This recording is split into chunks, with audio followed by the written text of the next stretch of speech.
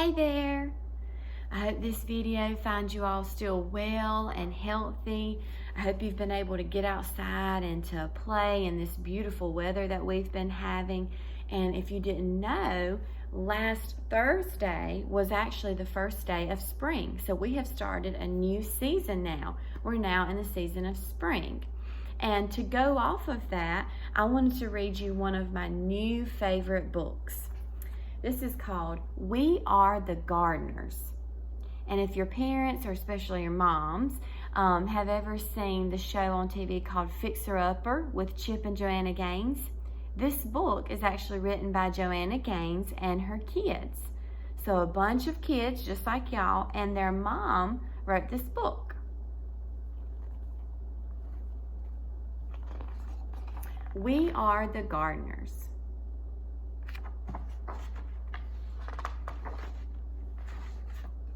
We Are the Gardeners.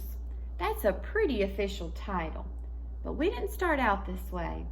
Just like our garden, we started small and grew from there. Some say that a garden just grows from seeds, but we think it grows from trying and failing and trying again. A garden is hard work, but so is most of the good, important stuff in life.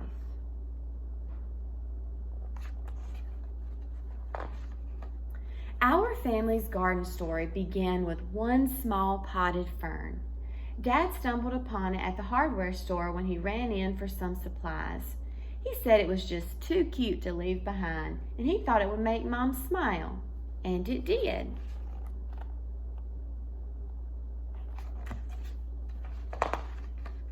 We chose a sunny windowsill for that pretty little fern. It seemed like a good, safe spot for him to grow. This was back when we were little kids, but we still remember visiting the plant each day to give him a drink, and sometimes we'd even whisper to him a bit.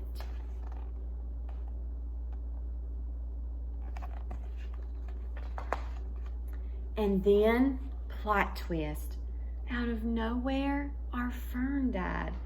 Death by overhydration. That's just a fancy way of saying we gave him way too much water.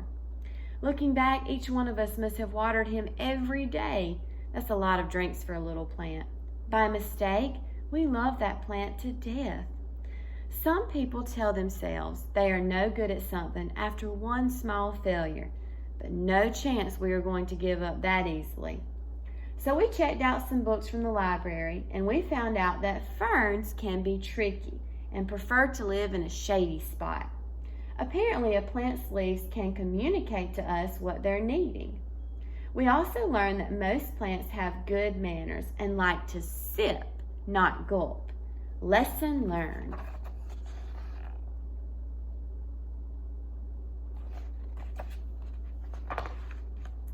Dad got us a fresh fern, and with it came fresh hope. This time we set the pot on our piano way on the other side of the room where the sun wouldn't give him so much attention. We made a watering schedule and took turns saying a lot of nice things to our little sprout of a plant.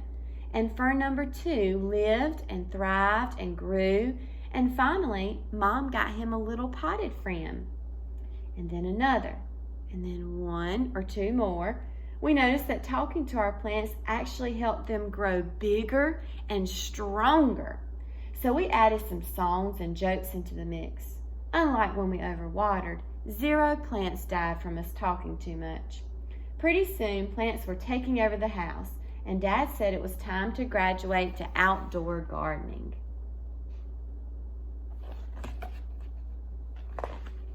Mom was as excited about the new outdoor garden as we were, and she started talking about it with a dreamy look in her eyes. That's when Dad called a family meeting so we could come up with a real plan. And boys and girls, I want y'all to really pay attention to the illustrations in this book.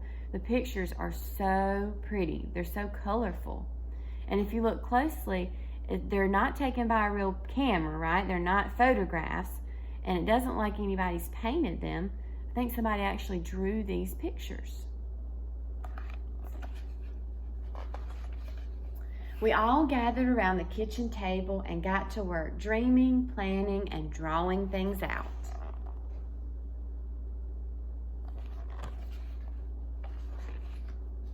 We knew we needed a sunny spot, a place where the plants could sunbathe for at least 6 hours a day. We'd be red as radishes if we did that, but plants just love it. And more than that, they need it. In the garden, there is no life without light. And if you see here in this picture, this is kind of like their diagram of what their garden's going to look like, kind of like their map. They've got the water. They've got their little shed, their garden shed. Here's where they're going to put their chicken coop, where their chickens are going to be. And then they have all of their boxes laid out with what they're planning on planting in those. They've got some flowers in there and some vegetables and fruits. Dad always says that the foundation is the most important thing when it comes to building a house. A house can't be strong if it's built on something weak, and the same holds true in the garden. So to make the foundation of our garden strong, we filled it with something called soil. Now, boys and girls, we've talked about soil. What's another word for soil? Dirt, that's right. Good soil, which includes a bunch of tiny living things called organisms, can grow things in it. That's pretty amazing when you stop and think about it. A whole hidden world of life is happening just beneath our feet. Just because you can't see the good things with your eyes doesn't mean they're not there. And another good thing about soil is that it feeds and strengthens the seeds we sow. And then, like a miracle, plants and flowers burst out of the ground. In this picture, it shows some of those vegetables that grow under the ground. We also knew we needed our garden to get plenty of water. Rain is the very best thing for plants to drink, but it's hard to know when and if rain is coming. So a couple other options to keep plants hydrated are to collect rainwater or use a sprinkler or garden hose to get the job done.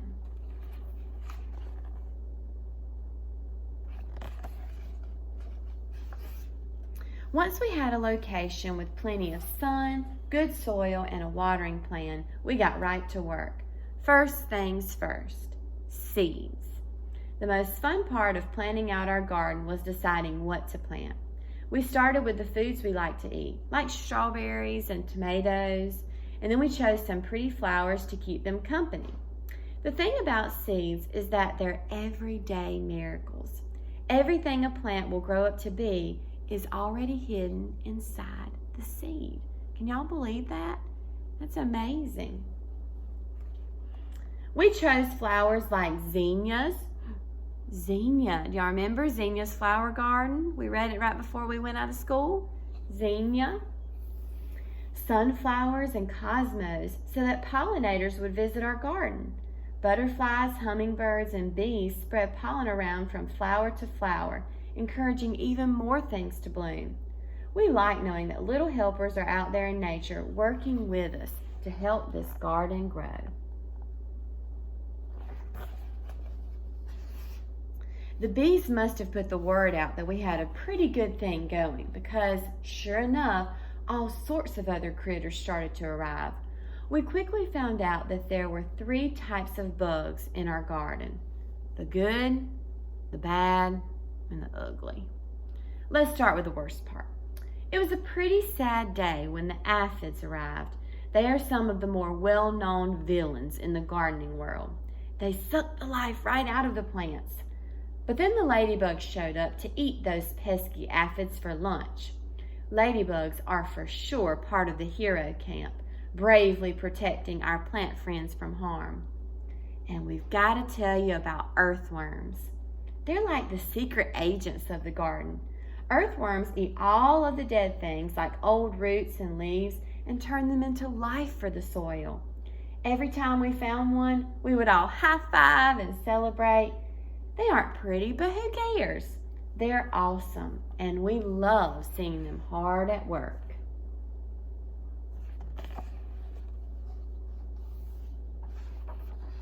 We realized pretty quickly that we needed to keep the weeds out. They are the true bullies of the garden. Weeds try to steal water, sunlight, and nutrients from our fruits and veggies, and it's our job to make sure those little rascals don't take over. If we ignore the garden for too long, the weeds run wild and hurt our beloved plants. It's so much easier to do just a little bit every day.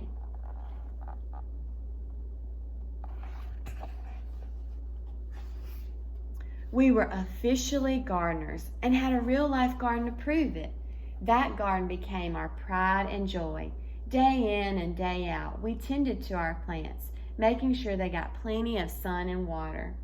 Every time a new plant sprouted up from the ground, our excitement grew right along with it. Look, boys and girls, look at these illustrations. How pretty, how colorful. As time passed, our garden grew bigger, and so did our family. When our garden was finally in full bloom and growing tall, we'd run through the aisles and watch the butterflies flutter around us.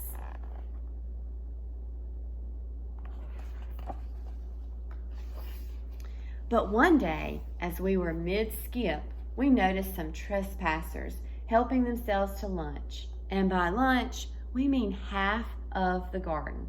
Animals may look cute and innocent, but some have a sneaky side. They can wipe out a garden in no time flat. The chickens ate the vegetables. The goats ate Mom's roses. And the bunnies weren't picky at all. They ate anything in sight. Saying goodbye to that many happy plants was even harder than throwing away our very first dead fern. We debated if we should just give up. Was it really worth it to start all over again? Then we remembered one very important detail. We are the gardeners. It was our responsibility not only to grow this garden, but also to protect it. So we put up a little fence to keep the animals out and got to work rebuilding our garden.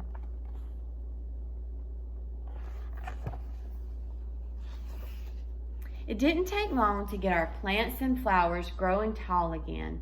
To this day, our very favorite days are when we get to gather the fruits of our labor. Mom loves to set the table with pretty flowers in every color you can imagine. We help her dream up recipes for the food we've grown. Sometimes when we see all of that beauty laid out, we can't believe our hands helped bring it to life, and it makes all the hard work worth it. It's what keeps us coming back, day after day, season after season. We still keep a little fern on the piano to remind us of our small beginnings. Every time we water it, we're reminded not to give up when things don't work out the first time. Because the thing is, whether one potted fern dies or half of the garden is wiped out by little critters, every failure or setback teaches us something. Dad says that every hard thing we choose to do makes us braver for the next time.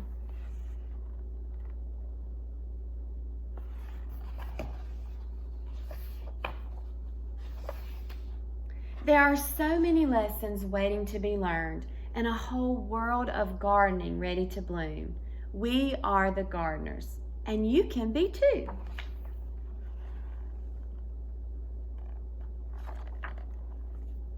All right, boys and girls.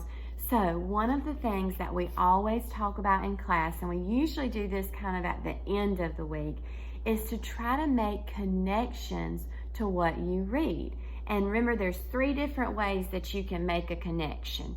You can make a connection to yourself, so something that's happened to you in your life. You can make a connection to another book that you've read, or that Miss Can's read, or that your parents have read. Or you can make a connection to the world, something that's going on in the world that you know about. So I want you to talk to someone about any connections that you were able to make when Miss Can was reading this book. We are the gardeners. All right, until next time, stay well and stay healthy.